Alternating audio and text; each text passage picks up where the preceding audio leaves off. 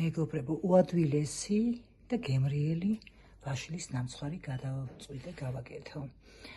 ესე იგი, ბევრი ინგრედიენტებიც არ უნდა და ვიფიქრე ეს მე რო ეს ახლა არ გაუზიარო მეგობრებს და სხვა ხალხს ეს არ მეპატიება, მეთქი ვიფიქრე და გამოდის ძალიან გემრიელი. დავჭერი ვაშლი, ეს კანიანად ზოგი ბცხნის, მაგრამ მე არ გავთალე ეს კანი დაუტოვე. დავჭერი ესე თხლად, ხედავთ. აქ მაქვს გამდნარი კარაქი რძესთან ერთად, 200 გრამი რძე, 100 გრამი კარაქი. აქ მაქვს ფქვილი, გადაურიე ემაში საფუარში, აურიე კარგად. აქ გავაკეთე 4 კვერცხი და შაქარით გოგლი-მოგლი. ეხლა ამ გოგლი-მოგლს ჩაუმატებ ფქვილს. ნახეთ. ასე. ჩაუმატებ ფქვილს. გოგლი-მოგლი, ხო.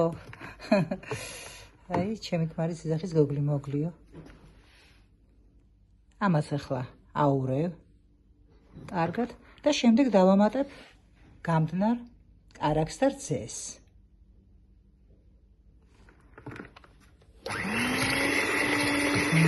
აი ასე.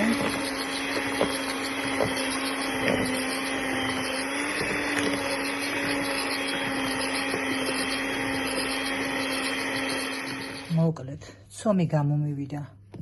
აი ასეთი უნდა გამოვიდეს ცომი. ეს ვაშლი კარგად ამოვიღე წლიდან, კარგად დაიწრიტა და კარგად ასე ეგრევე ჩავდა იმ ფორმაში. ამას ახლა ესევე დავაცხავ ზემოდან ცომს, კარგად ასე გადავანაწილებ.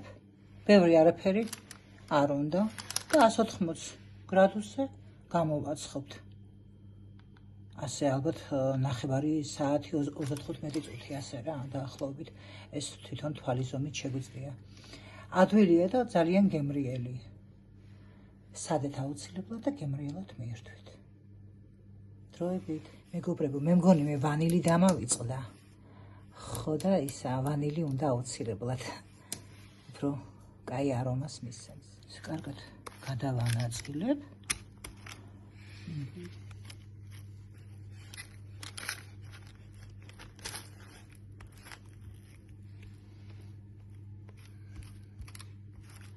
და გამოვაცხობთ დუხოვკაში. ესაც ჩვენი ვაშლის ნამცხვარი. ასე დასრულდა. მე ესე დავჭერი ახლა ეს ლამაზ